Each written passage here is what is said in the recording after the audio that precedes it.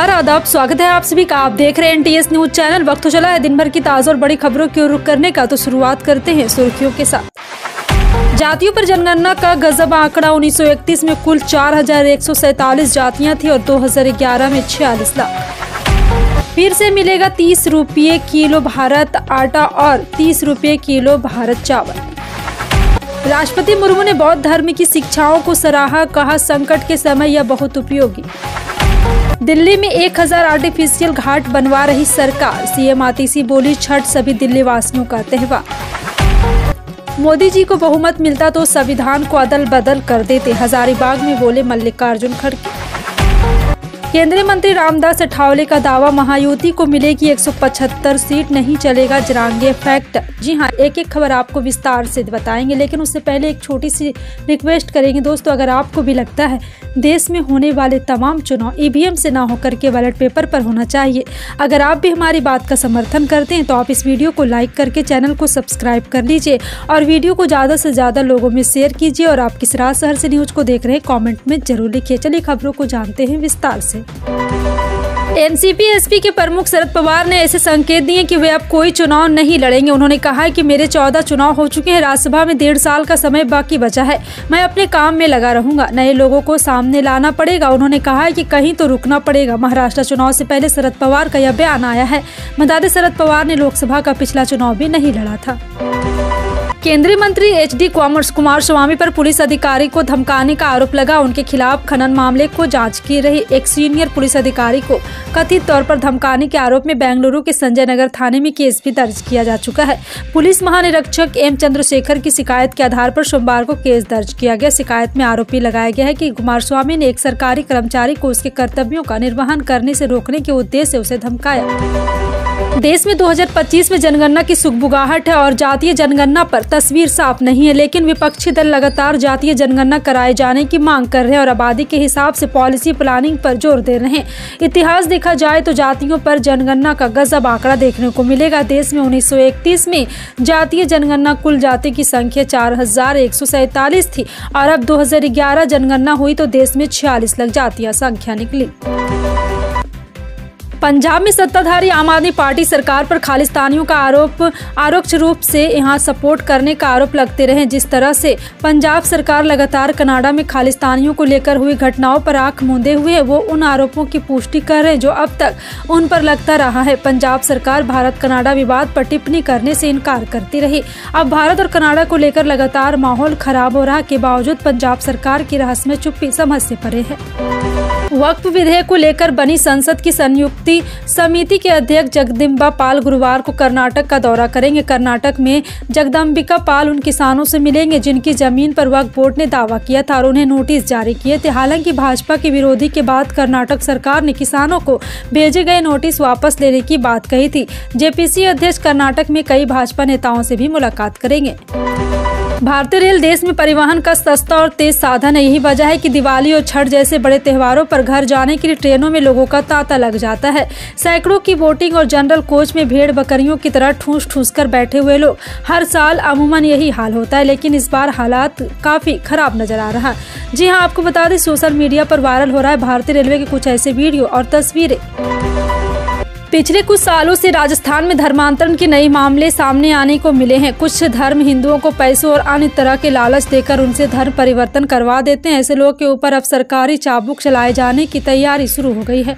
धर्मांतरण करने वाले और करवाने वाले अब खैर नहीं है। भजनलाल सरकार धर्म परिवर्तन के खिलाफ बिल लाने की तैयारी में है। इसके तहत अब धर्म से प्रति परिवर्तन कराने वालों को लेकर एक बार फिर से कड़ा एक्शन लिया जाएगा। उत्तर प्रदेश की योगी आदित्यनाथ सरकार काफी समय से कार्यवाहक बीजेपी से काम चल रहे परमानेंट पुलिस महानिदेशक यानी डीजीपी की नियुक्ति को लेकर योगी और मोदी सरकार के बीच विवाद बना हुआ है। अब योगी सरकार ने पुलिस मुखिया की नियुक्ति को लेकर कैबिनेट में एक बड़ा निर्णय ले लिया है। योगी कैबिनेट के इस फैसले के बाद लखनऊ से लेकर दिल्ली तक राजनीति गर्मा गई। इसको लेकर विपक्षी दलों ने सरकार पर जोरदार हमला बोला। राजनीतिक विशेषज्ञ का मानना है कि योगी कैबिनेट का यह फैसला व्यवस्था में दखल देने जैसा है, जो कि गलत है। महंगी चीजों के बीच सरकार अब फिर से सस्ते आटे और चावल की बिक्री शुरू कर रही। केंद्रीय उपभोक्ता मामले, खाद्य एवं सार्वजनिक वितरण और नवीन एवं नवीनीकरणीय ऊर्जा मंत्री प्रहलाद जोशी ने आज यहां भारत आटा और चावल की बिक्री के दूसरे चरण की शुरुआत की। मंत्री ने एनसीएफ, नेफेड और केंद्रीय भंडार की मोबाइल वैन को हरी झंडी दिखाकर इसका शुभारंभ किया। भारतीय टीम 4 मैचों की T20 सीरीज खेलने के लिए साउथ अफ्रीका रवाना हो चुकी। पहले मैच 8 नवंबर को खेला जाएगा, जबकि 15 नवंबर को आखिरी मुकाबला खेला जाएगा। भारतीय टीम के आखिरी मुकाबला भारतीय टीम की अगुवाई सूर्य कुमार यादव करेंगे, जिसमें कई युवा खिलाड़ियों को भी मौका दिया गया है। हालांकि साउथ अफ्रीका के खिलाफ T20 इंटरनेशनल में सबसे ज्यादा विकेट लेने वाले 3 गेंदबाज इस बार स्क्वाड का हिस्सा नहीं है। राष्ट्रपति द्रौपदी मुर्मू ने मंगलवार को प्रथम एशियाई बौद्ध शिखर सम्मेलन का उद्घाटन किया। इस दौरान उन्होंने बौद्ध धर्म की शिक्षाओं की सराहना की। राष्ट्रपति ने कहा कि विश्व जहां संघर्ष और जलवायु संकट का सामना कर रहा है, ऐसे समय में बौद्ध धर्म के पास मानव समुदाय को देने के लिए बहुत कुछ है। इनकी शिक्षाएं संकट के समय काफी उपयोगी है। उन्होंने कहा कि बौद्ध धर्म की शिक्षाओं में करुणा शब्द शामिल है, जिसकी विश्व को आज जरूरत है। केरल में विधानसभा एवं लोकसभा उपचुनाव के महज कुछ दिन रह जाने के बीच वरिष्ठ कांग्रेस नेता वी.डी. सतीशन ने मंगलवार को कहा है कि यदि उनकी पार्टी की इन चुनावों में झटका लगता है तो एकमात्र वही उसके लिए जवाबदेही होंगे। इन उपचुनाव में कांग्रेस, नीतीश संयुक्त लोकतांत्रिक मोर्चा के प्रत्याशियों की जीत का विश्वास व्यक्त करते उन्होंने कहा, पार्टी का पूरा तंत्र और उसके नेता अपने अपने निर्वाचन क्षेत्र में प्रभावी ढंग से काम कर रहे हैं तथा अगर जीत मिलती है तो वह सामूहिक प्रयास का परिणाम होगी। राज्यसभा सांसद एवं दिग्गज कांग्रेस नेता प्रमोद तिवारी ने लोकसभा के नेता प्रतिपक्ष राहुल गांधी के उत्तर प्रदेश के अपने संसदीय क्षेत्र रायबरेली के दौरे और कई सीटों पर चुनाव की तारीखों में हुए बदलाव पर अपनी प्रतिक्रिया दी। लोकसभा से नेता प्रतिपक्ष एवं यूपी के रायबरेली से सांसद राहुल गांधी के रायबरेली दौरे पर किए गए सवाल पर प्रमोद तिवारी ने बताया, राहुल गांधी संसद सदस्य भी हैं और संसद सदस्य के रूप में वो हमेशा जागरूक रहते हैं। कांग्रेस की अशोक गहलोत सरकार के वक्त राज्य सरकार ने शांति धारीवाल के खिलाफ यहां मुकदमे को वापस लेने का फैसला लिया था, जिस पर हाईकोर्ट ने भी मुहर लगाई थी, जबकि निचली अदालत ने मामले को बंद करने की मांग खारिज कर दी थी। साल 2011 में जयपुर विकास प्राधिकरण ने 10 बीघे का एकल पट्टा जारी किया था। कांग्रेस महासचिव वायनाड लोकसभा सीट पर उपचुनाव में यूनाइटेड डेमोक्रेटिक फ्रंट की उम्मीदवार प्रियंका गांधी वाड्रा ने मंगलवार को कहा है कि इस निर्वाचन क्षेत्र के लोग ही अंततः यह फैसला करेंगे कि वो यहां बारबराई या दिल्ली में रहे। प्रियंका ने यह टिप्पणी अपने प्रतिद्वंदी उम्मीदवार को टिप्पणी के जवाब में की, जिसमें उन्होंने कहा था कि अगर कांग्रेस नेता सीट जीत जाती है तो वह वायनाड में शायद ही कभी दिखाई देगी। झारखंड विधानसभा चुनाव के पहले चरण चुनाव को लेकर राजनीतिक दलों ने पूरी ताकत झोंक दी। एनडीए व एनडीए गठबंधन के स्टार प्रचारक चुनाव मैदान में उतरकर राजनीति बाजी अपने पक्ष में करने में जुट गए हैं।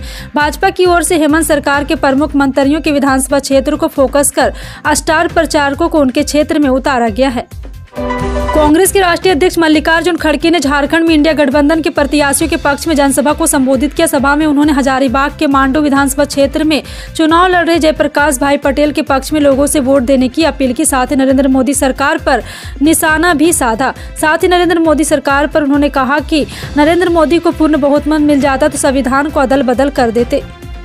छठ महापर्व के मौके पर अगले 6 दिनों तक देश के कई राज्यों में भारी बारिश होने की संभावनाएं जताई जा रही है, जिसमें केरल, तमिलनाडु, पुदुचेरी, कर्नाटक शामिल है। मौसम विभाग के मुताबिक 5 नवंबर को अंडमान निकोबार द्वीप समूह में भारी बारिश हो सकती है। इसके अलावा देश के अन्य राज्यों का मौसम साफ रहेगा। अगले 4 दिनों तक देश के कई राज्यों का मौसम शुष्क रहता है। वहीं दिल्ली, यूपी और बिहार में बारिश की संभावना नहीं है। दिल्ली में 1000 आर्टिफिशियल घाट बनवा रही सरकार। सीएम आतिशी बोली, छठ सभी दिल्ली वासियों का त्योहार। आतिशी ने कहा, पूर्वांचल के हमारे भाइयों के लिए छठ का त्योहार साल का सबसे महत्वपूर्ण त्योहार होता है। एक समय था जब हमारे भाइयों और बहनों को छठ का त्योहार मनाने के लिए ट्रेन और बसों में भर भर कर अपने गाँव जाना पड़ता था। पिछले 10 साल में जब से दिल्ली में आम आदमी पार्टी की सरकार बनी, दिल्ली में छठ का महापर्व बहुत धूमधाम से मनाया जाता है। केंद्रीय मंत्री रामदास अठावले ने दावा किया है कि आगामी चुनाव में उनकी party Republican party of India के लाभ महायुति को मिलेगा। उन्होंने कहा, हरियाणा में लोकसभा चुनाव में कम सीटें मिलने के बावजूद विधानसभा चुनाव में ज्यादा सीटें मिलने से महायुति का आत्मविश्वास बढ़ा हुआ है। महाराष्ट्र विधानसभा चुनाव विकास के मुद्दों पर लड़ा जाएगा। उन्होंने दावा करते हुए कहा कि मुख्यमंत्री लाडली बहन योजना से विरोधियों के इरादे पर पानी फिर जाएगा और महायुति 175 से ज्यादा सीटें जीतकर फिर से सरकार बनाएगी। भारतीय सराफा बाजार में 5 नवंबर 2024 की सुबह सोना चांदी की कीमतों में गिरावट देखने को मिली है। सोना 78,000 रुपये प्रति 10 ग्राम के पार, तो वहीं चांदी का भाव 93,000 रुपये प्रति किलो से अधिक रहा। राष्ट्रीय स्तर पर 999 शुद्धता वाले 24 कैरेट 10 ग्राम सोने की कीमत 78,446 रुपये है, जबकि 999 शुद्धता वाली चांदी की कीमत 93,764 रुपये प्रति किलो है। पिछले कुछ वक्त से कच्चे तेल की कीमत में गिरावट देखने को मिल रही थी, लेकिन अब एक बार फिर से इसका भाव $75 के पार पहुंच गया है, जिससे पेट्रोल डीजल की कीमत में कटौती की उम्मीद को तगड़ा झटका लगता है। और बता दें कि एक बार फिर से ब्रेंट क्रूड की कीमत में 2.71% की बढ़ोतरी हुई और यह $75.8 प्रति बैरल पर पहुंच गया है, जबकि WTI में मामूली गिरावट के साथ $71.42 प्रति बैरल पर पहुंच गया है। फिलहाल आपका इन सभी खबरों पर क्या कहना है, कमेंट सेक्शन में टाइप करके जरूर बताएं। मिलते हैं अगली बड़ी खबर में, तब तक के लिए जय हिंद।